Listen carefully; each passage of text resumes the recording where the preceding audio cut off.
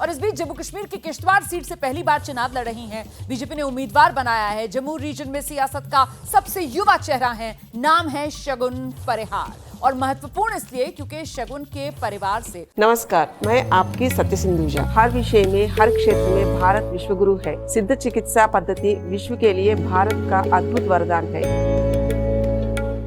उनके पिता, उनके चाचा दोनों ही आतंकवादियों का शिकार हुए थे। आतंकवादियों ने उनकी हत्या कर दी थी। बीजेपी उम्मीदवार शगुन परिहार का कहना है ये चुनाव जम्मू कश्मीर में शांति और विकास के लिए, और साथ ही आतंकवाद के मुद्दे पर उन्होंने कहा कि आतंकवादी घटनाओं पर लगाम लगाना बेहद जरूरी। किसी भी परिवार को आतंकवाद का दंश न झेलना पड़े, इसीलिए वो राजनीति में आई हैं। सुनाते हैं आपको उन्हीं की खास बातचीत एबीपी न्यूज संवाददाता वरुण जैन से। किश्तवाड़ से बीजेपी प्रत्याशी शगुन परिहार इस वक्त हमारे साथ मौजूद है। शगुन परिहार के पिता और चाचा की 2018 में आतंकियों ने हत्या कर दी थी। शगुन जी, इस बार निजाम बदला है, आर्टिकल 370 भी हट गया है। किस तरीके की फाइट देखती हैं, क्योंकि नेशनल कॉन्फ्रेंस से भी सजाद अहमद किचलू आपके अपोजिट में खड़े हुए हैं, जो कि मिनिस्टर ऑफ स्टेट भी रह चुके हैं। जी, ये फ़ाइट तो है, ये जो मेरी और सजाद किचलू जी की नहीं है, ये फ़ाइट यहाँ की आवाम, यहाँ के गरीब जनमानस की, किश्तवाड़ के सभी लोगों की, और एक ऐसे व्यक्तित्व की है जिन्होंने हमेशा किश्तवाड़ को डिस्टर्ब किया है। जी, आप खुद आतंकवाद का दंश झेल चुके हैं, आपके पिता और चाचा की भी हत्या हुई थी, लेकिन किचलू साहब का कहना है कि ये सिर्फ एक प्रोपेगेंडा बनाया जा रहा है, बेरोजगारी और इन सब चीज़ों की बात तो की नहीं जा रही है, और सबसे ज़्यादा आतंकवाद तो 2018 में था और बीजेपी के शासनकाल में रहा है। जी, किचलू साहब ये जो बातें कह रहे हैं ये उनके पार्टी मैनिफेस्टो में क्यों नहीं लिखा है? उनके पार्टी मैनिफेस्टो में ये लिखा हुआ है, हम आतंकवादियों को छुड़ाएंगे, हम 370 को वापस लाएंगे, हम 35 को वापस लाएंगे।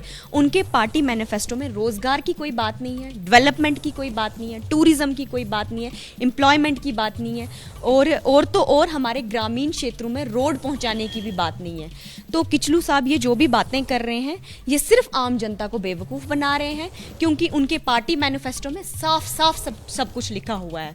साथ में किचलू साहब ने बस स्टैंड से धमकी दी है कि मैं 4 के बाद इनको दिखा दूंगा। तो वहाँ से उनकी मानसिकता का पता चलता है, उनकी क्रूरता का पता चलता है कि वो किस तरह के इंसान हैं। और रही बात इलेक्शन की, इलेक्शन लड़ना वो अब इस टाइम पे छोड़ चुके हैं। वो बस लोगों में नशा बांट रहे हैं और पैसा बांट रहे हैं, जिससे कि उनको लगता है कि यहाँ की वो गरीब आवाम को खरीद लेंगे। लेकिन किश्तवाड़ वीरों की भूमि है, वीरों की धरती है। यहाँ के वीरों ने अपने खून से किश्तवाड़ को सींचा है। तो यहाँ के लोग बिकाऊ नहीं हैं, यहाँ के लोग ईमानदार हैं, उनका ज़मीर जिंदा है। तो वो किचलू साहब की सभी ये जो ऑफरें दे रहे हैं, लालच दे रहे हैं, वो उन सबको ठुकरा देंगे। क्या मुद्दे होंगे आपको लगता है जनता उस पर आपको वोट देगी? बिल्कुल, सबसे पहला मुद्दा जो है हमारा सिक्योरिटी का रहेगा, क्योंकि जो एक हादसा परिवार में हो जाता है उसके बाद परिवार वालों को जो सेटबैक लगती है उससे उभरने में बहुत समय लग जाता है, या यूं कह दो कि वो दर्द सहते सहते ना वो आदत सी हो जाती है, लेकिन वो दर्द भूलता नहीं है। तो मेरा सबसे पहला यही टारगेट रहेगा कि शगुन परिहार की तरह किसी और के पिता की हत्या ना हो। और साथ में हमारे डेवलपमेंटल इश्यूज़ भी हैं। मैं अपने दूर दराज ग्रामीण क्षेत्रों में पैदल चली हूँ और मैंने देखा है वहाँ पे रोड्स नहीं हैं, वहाँ पे स्कूल्स नहीं हैं, वहाँ पे कोई कंपनीज़ नहीं है, वहाँ पे हॉस्पिटल्स भी नहीं हैं। तो मैं हैरान होती हूँ पिछली सरकारों पे, पिछले 70 साल ये जो किचलू परिवार ने हमारी गरीब जनता पे राज किया है, इन्होंने क्या किया है हमारे गाँव वालों के लिए? इन्होंने बस सिर्फ और सिर्फ आम जनमानस को लूटा है, और वही पैसा आज ये इलेक्शन में पानी की तरह बहा रहे हैं। से सरकार बनी जी, वो तो आने वाला समय बताएगा। शगुन परिहार को आप सुन रहे थे, सीधे आपको लेकर चलती हूँ। वरुण जैन इस समय हमारे साथ मौजूद है। वरुण, किश्तवाड़ को लेकर तमाम अलग अलग मुद्दे गिनाए जा रहे हैं इस बार चुनाव में, लेकिन अगर निर्णायक मुद्दे की बात की जाए तो आतंकवाद का खात्मा और सुरक्षा की मुस्तैदी, यही निर्णायक रहने वाला है क्या?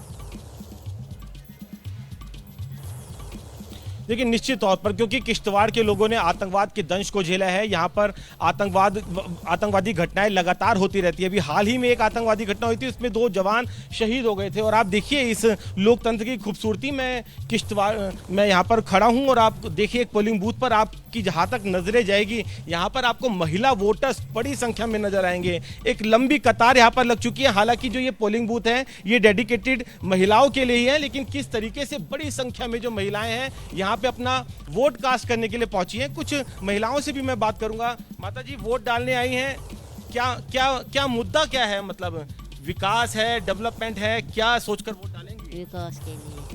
विकास के लिए, तो विकास हो रहा है यहाँ पर? हाँ होगा ना फिर। हाँ। आपसे जानना चाहूंगा, आप लोग बड़ी संख्या में यहाँ पे लोग भागीदारी कर रहे हैं, 10 साल बाद इलेक्शन हो रहे हैं, खुश हैं कि इतने लंबे समय बाद अब वोट डालने का मौका मिला है? खुश है। शायद अब आगे भी थोड़ी तरक्की होगी। और क्या मुद्दे हैं अभी आपके मन में, क्या सोचकर वोट डाल रही हैं? कुछ नहीं, अच्छाई के लिए ही। और भी महिलाएं हैं यहाँ पर, देखिए हर समुदाय से यहाँ पर महिलाएं अपना वोट कास्ट करने के लिए पहुंची हैं। माता जी, आपसे जानना चाहूंगा क्या मुद्दे हैं जिसको चलते आप वोट? बेरोजगारी है, 10 साल से हो गए हैं, बच्चे बेकार पड़े हैं, गवर्नमेंट नौकरी कहाँ मिलती है, उनको प्राइवेट नहीं लगाते हैं। जो इधर इतने प्रोजेक्ट लगे हैं, कहाँ लगे हैं हमारे बच्चे? जो भी जाते हैं वहाँ हम उनको निकाल देते हैं उधर से, ऊपर से स्मार्ट मीटर लगाते हैं। ये है क्या है, 10 साल से क्या इतनी महंगाई हो गई है। राशन 3-3 किलो देते हैं 10-10 खानेदारों को। क्या है ये, क्या इनका विकास, क्या इनका? कुछ नहीं है, सब कुछ गरीब बेचारे लुट गए। अब हम वोट दे रहे हैं, बदलाव आना चाहिए। बदलाव आना चाहिए, रोजगार बच्चों को मिलना चाहिए। देखिए अपने मुद्दों को लेकर साफ तौर पर अपनी बात रखते हुए नजर आ रहे हैं।